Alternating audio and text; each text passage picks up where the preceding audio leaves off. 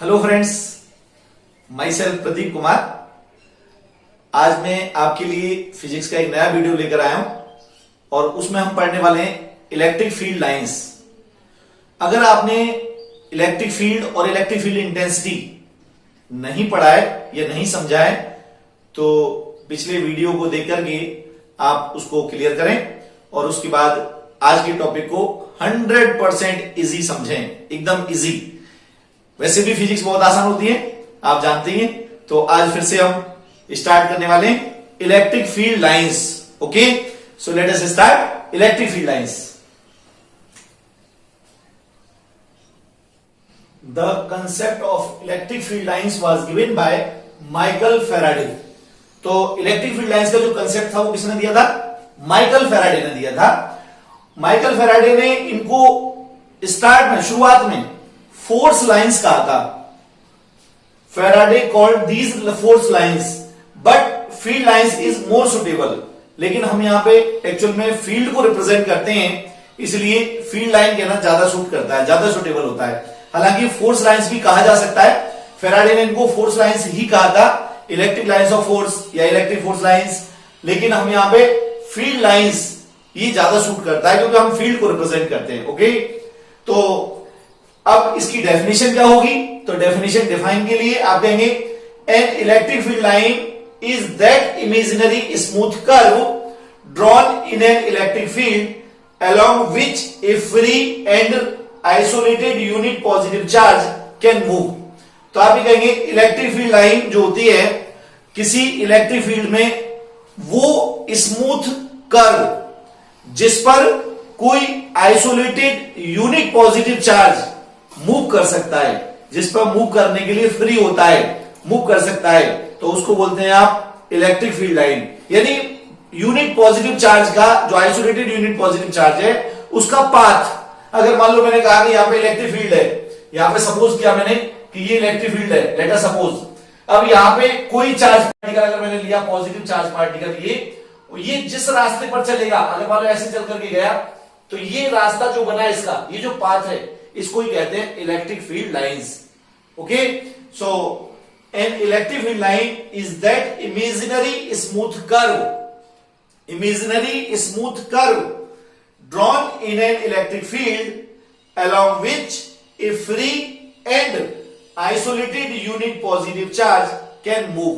Free and isolated unit positive charge can move. Okay, this is the definition. जहां पर वो चलता है उसका रास्ता, यूनिट पॉजिटिव चार्ज का रास्ता इलेक्ट्रिक फील्ड में जो भी होगा उसी को इलेक्ट्रिक फील्ड लाइन कहेंगे। Okay, now properties of electric field lines. तो some properties. Number 1, electric field lines are imaginary curve and they start from a positive charge and end on a negative charge. तो electric field lines जो होती है वो imaginary होती हैं और ये पॉजिटिव चार्ज से स्टार्ट होती हैं और एंड हो जाती है नेगेटिव चार्ज पर। पॉजिटिव चार्ज से शुरू होंगी, चल करके जाएंगी पॉजिटिव चार्ज से, और कहां पे खत्म होंगी, कहां पे एंड होंगी, नेगेटिव चार्ज पर। तो मैंने अगर positive charge, isolated positive charge के लिए ड्रॉ किया है, Q is greater than 0, Q is greater than 0 means कि ये पॉजिटिव चार्ज है। तो पॉजिटिव चार्ज के लिए इस फील्ड लाइन की डायरेक्शन आप देख रहे हो कि ये आउटवर्ड, रेडियली आउटवर्ड डायरेक्शन होती है। ये पीछे भी मैंने बताया था आपको। अब ये नेगेटिव चार्ज हो तो Q is less than 0, Q is less than 0 का मतलब नेगेटिव चार्ज। नेगेटिव चार्ज के लिए ड्रॉ करोगे तो रेडियली इनवर्ड डायरेक्शन होगी। These are the electric field lines. ये इलेक्ट्रिक फील्ड लाइंस हैं नेगेटिव चार्ज के लिए और ये पॉजिटिव चार्ज के लिए। आइसोलेटेड है तो, अगर मान लो आइसोलेटेड नहीं है, पेयर में है, तो ये पॉजिटिव दूसरा नेगेटिव, पॉजिटिव नेगेटिव का पेयर बना हुआ है अगर मान लो, तो मैंने अभी आपसे कहा था कि ये इलेक्ट्रिक फील्ड लाइंस पॉजिटिव से स्टार्ट होती हैं और नेगेटिव पे एंड होती हैं। तो यहां पॉजिटिव से चल करके जा रही है नेगेटिव पर, पॉजिटिव से जा रही है नेगेटिव पर, ये पॉजिटिव से चल करके जाएंगी, पॉजिटिव से जाएंगी, इधर पॉजिटिव से जाएंगी और नेगेटिव में आकर के ये एंड हो जाएंगी। ओके, तो टुवर्ड्स नेगेटिव चार्ज, ये डायरेक्शन यहां पे टुवर्ड्स नेगेटिव है और यहां पे आउटवर्ड, बाहर की तरफ जाती हुई है डायरेक्शन। तो ये पेयर के लिए, पॉजिटिव और नेगेटिव का पेयर हो तो। और अगर मान लो पेयर हो पॉजिटिव पॉजिटिव का, तो क्या बनेगी? तो पॉजिटिव के लिए हमें मालूम है कि electric field lines away from the charge, तो यहां पे चार्ज से अवे, बाहर जाती हुई ये बना दिया ये डायरेक्शन, और दूसरा पॉजिटिव ये है, तो इसके लिए भी ये भी एक पेयर लिया हुआ है पॉजिटिव पॉजिटिव का। अब यहां पर बीच में ये फील्ड लाइंस और ये फील्ड लाइंस एक दूसरे को आपस में रिपेल कर रही होंगी, और रिपेल कर रही होंगी तो ये आपस में ऐसे चली जाएंगी, फिर ये आप यहां पॉजिटिव से नेगेटिव पे जैसे जा रही थी वैसे नहीं बनेंगी, ये रिपेल होती हुई आपस में एक दूसरे से दूर जाती हुई, और बीच में एक पॉइंट ऐसा मिलेगा जिसको कहते हैं न्यूट्रल पॉइंट। न्यूट्रल पॉइंट वो होता है जहां पे इलेक्ट्रिक फील्ड इंटेंसिटी जीरो हो जाती है। तो यहां पे इसके कारण से इलेक्ट्रिक फील्ड और इसके कारण से electric field both are equal in magnitude and opposite in direction, so the resultant electric field will be zero at this point. तो this point is known as neutral point, इसको neutral point कहेंगे आप। यानी positive positive का pair लिया है, negative negative का भी ले सकते थे, लेकिन जनरली हम नेगेटिव नेगेटिव नहीं लेते क्योंकि इनवर्ड डायरेक्शन होती है इसलिए। तो पॉजिटिव पॉजिटिव का पेयर मैंने लिया है, तो यहां पर ये आपके पास इन बिटवीन टू चार्जेस यहां पे मिड में आपको मिल गया। अगर दोनों का मैग्नीट्यूड इक्वल है तो बिल्कुल बीचों बीच में होगा, और मैग्नीट्यूड अगर बड़ा और छोटा है तो फिर नेचुरल है, बड़े वाले से तो दूर होगा और छोटे वाले के पास होगा। वो डिपेंड करेगा न्यूट्रल पॉइंट कहां है, इंटेंसिटी जीरो कहां पर है, इस बात पर डिपेंड करेगा। ओके, तो these are the electric field lines due to plus plus pair charge, plus और plus positive positive pair charge. अगर हमने पेयर लिया हुआ प्लस प्लस का तो उसके कारण से इलेक्ट्रिक फील्ड लाइंस है ये। Okay, now next property, field lines are considered to be continuous curve which do not break. ये फील्ड लाइंस होती हैं ये कंटिन्यूअस होती हैं, लगातार चलने वाली, बीच में ब्रेक नहीं होती हैं कहीं भी, लगातार चलने वाली। तो these are the continuous curve which do not break. Next point, the tangent drawn at any point of field line represents the direction of electric field at that point. तो अगर मैं इलेक्ट्रिक फील्ड लाइन की किसी भी point पर अगर tangent draw करूं, electric field line की, लेट अस सपोज कि यहां पे मैंने ये इलेक्ट्रिक फील्ड लाइन ड्रॉ किया हुआ है, ये इलेक्ट्रिक फील्ड लाइन है, ये तो पॉजिटिव है और ये नेगेटिव है, यहां पे ये मैंने फील्ड लाइन ड्रॉ कर दिया। अब इसके किसी एक पॉइंट पर टेंजेंट ड्रॉ करूं, मान लो मैंने यहां पे ड्रॉ किया, तो इस पॉइंट पर ये टेंजेंट आएगा, और ये जो टेंजेंट होगा ये इस पॉइंट पर इलेक्ट्रिक फील्ड की डायरेक्शन को रिप्रेजेंट करेगा। मान लो मैंने यहां पे ड्रॉ किया होता, तो यहां पे टेंजेंट ड्रॉ करूंगा तो ये इलेक्ट्रिक फील्ड की डायरेक्शन होगी इस पॉइंट पर। तो एक पॉइंट पर एक ही डायरेक्शन होती है फिक्स, लेकिन अलग अलग पॉइंट पर अलग अलग डायरेक्शन हो सकती है।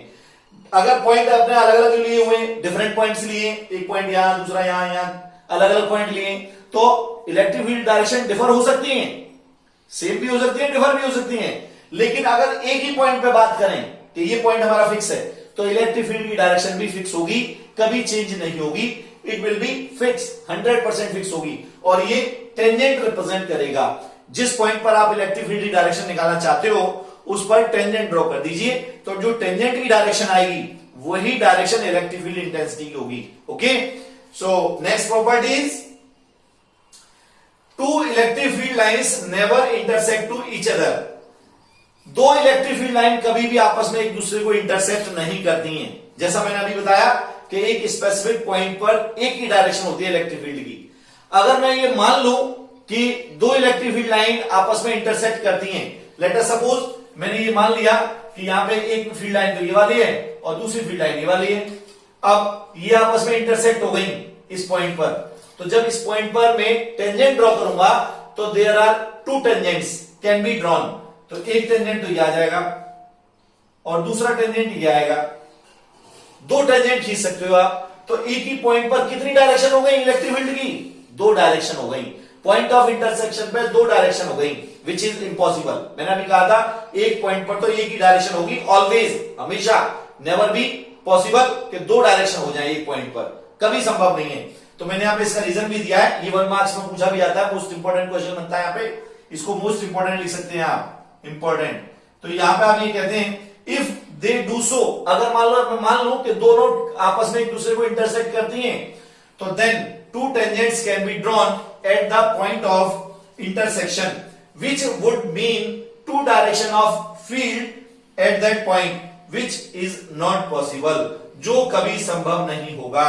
मैंने बोला है कि two electric field lines never intersect each other if they do so, अगर ये मान लिया जाए कि हाँ दोनों इंटरसेक्ट कर रहे हैं, then two tangents can be drawn, तो वहां पे दो टेंजेंट ड्रॉ कर सकोगे at the point of intersection, point of intersection पे, which would mean, जिसका मतलब होगा two directions of field at that point which is not possible.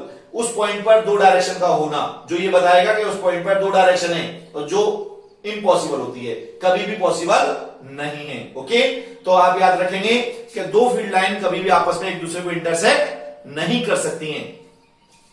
Next property, these lines have a tendency to contract along the length.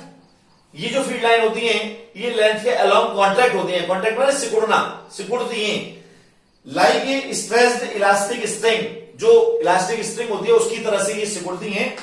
This explains the attraction between opposite charges. ये इस बात को show करती है कि opposite charges में attraction होता है। देखिए आप यहां पे पॉजिटिव, यहां पे नेगेटिव, तो ये कॉन्ट्रैक्ट हो रही हैं, यहां से चल करके जा रही है, कॉन्ट्रैक्ट हो गई, मुड़ गई, सिकुड़ गई, तो पॉजिटिव से नेगेटिव की तरफ। तो ये क्या शो कर रही हैं कि पॉजिटिव और नेगेटिव में अट्रैक्शन होता है, इस बात को शो करती हैं। Okay, next property, these lines have a tendency to move apart from each other.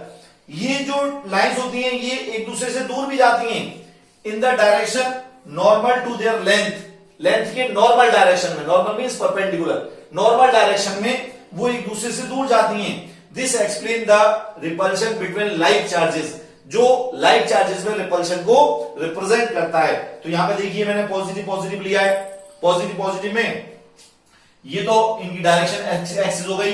अब इसकी नॉर्मल डायरेक्शन में ये दूर जा रही हैं, ये नॉर्मल डायरेक्शन हुई, नॉर्मल डायरेक्शन यहां से ये दूर चली गई, यहां से इधर दूर चली गई, ये दूर चली जाती है ऐसे। तो ये दूर जो जा रही है तो ये क्या रिप्रेजेंट कर रही है कि पॉजिटिव पॉजिटिव में रिपल्शन होता है। Okay, now next property is the number of field lines that start off or end at a charge is directly proportional to magnitude of that charge.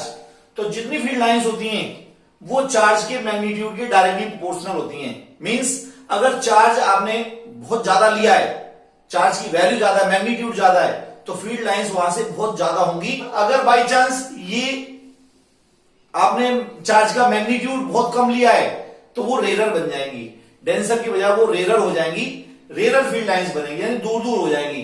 तो जो नंबर ऑफ फील्ड लाइंस होती हैं वो charge के magnitude के directly proportional होती हैं।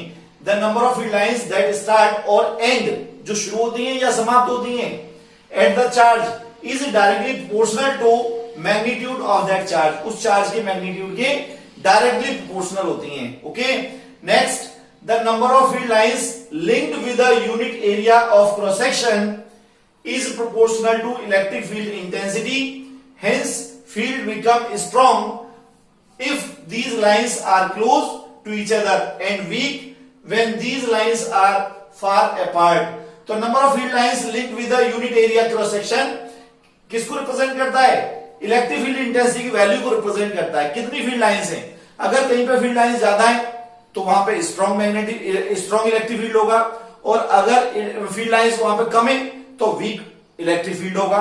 तो जैसे मैंने यहां पे फील्ड बनाया हुआ है, ये फील्ड है नॉन यूनिफॉर्म इलेक्ट्रिक फील्ड। अब यहां पे एक तो एरिया मैंने ये रख दिया, area of cross section A, दूसरा ये रख दिया और तीसरा ये रख दिया।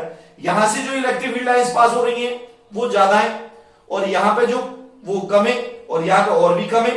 तो आप देंगे सबसे बड़ा इलेक्ट्रिक फील्ड कहां पे होगा, सबसे ज्यादा इलेक्ट्रिक फील्ड कहां पे होगा? ई इज द सबसे बड़ा होगा यहाँ पे, ई भी उससे छोटा और ईसी सबसे छोटा। तो यहां पे आप कहेंगे कि इलेक्ट्रिक फील्ड लाइंस जितनी पास होंगी वो इलेक्ट्रिक फील्ड इंटेंसिटी उतनी ही ज्यादा होगी, और इलेक्ट्रिक फील्ड लाइंस अगर दूर दूर हैं, फार अपार्ट हैं, तो वहां पे इलेक्ट्रिक फील्ड इंटेंसिटी कम होती है। Okay, next property, in electrostatics the electric field lines never make a closed loop. Never make a closed loop, close loop का मतलब जहां से चली वहीं पे वापस आना। तो हमने तो ये कहा था पॉजिटिव से निकलती है नेगेटिव पे एंड हो जाती है, तो पॉजिटिव से निकल के पॉजिटिव पे तो आती नहीं है, तो ये क्लोज लूप नहीं बनाती, कभी भी क्लोज लूप नहीं बनाएंगी, ओपन होंगी हमेशा, क्लोज लूप कभी नहीं बनाएंगी। और ये किस बात को रिप्रेजेंट करती हैं, ये क्यों है क्लोज लूप नहीं बना रही हैं? This is in accordance to the conservative property of electric field. तो हमने पढ़ा भी था कि इलेक्ट्रिक फील्ड जो होता है या इलेक्ट्रोस्टैटिक फोर्स होता है वो कंजर्वेटिव है, नेचर में कंजर्वेटिव है, इसलिए कंजर्वेटिव होने के कारण से ये क्लोज लूप नहीं बनाती हैं। ओके, तो यहां पे ये प्रूव करने को भी पूछ लिया था कभी कभी कि prove that electric field is conservative, तो वो आगे बताऊंगा मैं कि कंजर्वेटिव कैसे प्रूव करेंगे आप इसको। ओके, तो कंजर्वेटिव होने के कारण से क्लोज लूप नहीं बनाएंगी। Next, electric field lines are always perpendicular to charge conductor. Charge conductor अगर नहीं, या फिर इक्विपोटेंशियल सरफेस है, इक्विपोटेंशियल सरफेस नेक्स्ट टॉपिक आगे पढ़ने वाले हैं नेक्स्ट चैप्टर में। तो यहां पे आप देंगे कि अगर कोई चार्ज कंडक्टर या इक्विपोटेंशियल सरफेस है तो उसके लिए इलेक्ट्रिक फील्ड लाइंस ऑलवेज, हमेशा उसकी नॉर्मली स्टार्ट होती हैं और नॉर्मली उसकी एंड होती हैं। नॉर्मली एंड होंगी और नॉर्मली स्टार्ट होंगी, किसी एंगल पे नहीं होंगी कभी भी। ऐसा नहीं होगी किसी भी एंगल पे निकल जाए। नॉर्मली का मतलब एट दैट पॉइंट परपेंडिकुलर, जिस पॉइंट से जा रही है उस पॉइंट पे 90 डिग्री बनाते हुए वहां से निकलेंगी और 90 डिग्री बनाते हुए वहां पे एंड होंगी। Okay, next point, parallel and equidistant field lines represent uniform electric field. अगर पैरेलल और इक्विडिस्टेंट फील्ड लाइंस हैं तो वो यूनिफॉर्म इलेक्ट्रिक फील्ड को रिप्रेजेंट करती हैं। तो ये पैरेलल और इक्विडिस्टेंट, सबके बीच की डिस्टेंस सेम हो तो वो यूनिफॉर्म इलेक्ट्रिक फील्ड को रिप्रेजेंट कर रही है, यूनिफॉर्म इलेक्ट्रिक फील्ड है ये। और अगर मान लो पैरेलल तो है लेकिन इक्विडिस्टेंट नहीं है, कहीं पे डिस्टेंस कम, कहीं ज्यादा, कहीं कम, ऐसे है, तो फिर आप देंगे कि मैग्नीट्यूड डिफर है। मैग्नीट्यूड डिफर है, डायरेक्शन तो सेम है, मैग्नीट्यूड डिफर है, इसलिए नॉन यूनिफॉर्म हो गया ये तो यूनिफॉर्म था और ये बन गया नॉन यूनिफॉर्म। क्यों? क्योंकि मैग्नीट्यूड डिफर कर गया। यहां पे देखिए, यहां पे डायरेक्शन सबकी अलग अलग है। मैंने कहा था डायरेक्शन कैसे निकालते हैं, डायरेक्शन निकालने का तरीका कि पॉइंट पर आप क्या डाल दो, टेंजेंट डाल दो। तो यहां पे ये डायरेक्शन आई, यहां पे निकालनी है तो यहां पे डायरेक्शन आएगी। तो हर पॉइंट पर अलग अलग डायरेक्शन है, तो डायरेक्शन डिफर है, इसलिए क्या बोलेंगे इसको, नॉन यूनिफॉर्म इलेक्ट्रिक फील्ड। और यहां पे magnitude and direction both differ, यहां पे मैग्नीट्यूड ज्यादा है, यहां पे कम है, यहां पे डायरेक्शन कुछ और है, यहां पे कुछ और है, तो मैग्नीट्यूड और डायरेक्शन दोनों ही डिफर है, इसलिए नॉन यूनिफॉर्म। तो ये तीनों नॉन यूनिफॉर्म को रिप्रेजेंट करते हैं और ये यूनिफॉर्म इलेक्ट्रिक फील्ड को रिप्रेजेंट करता है। ओके, तो आज के लिए इतना ही।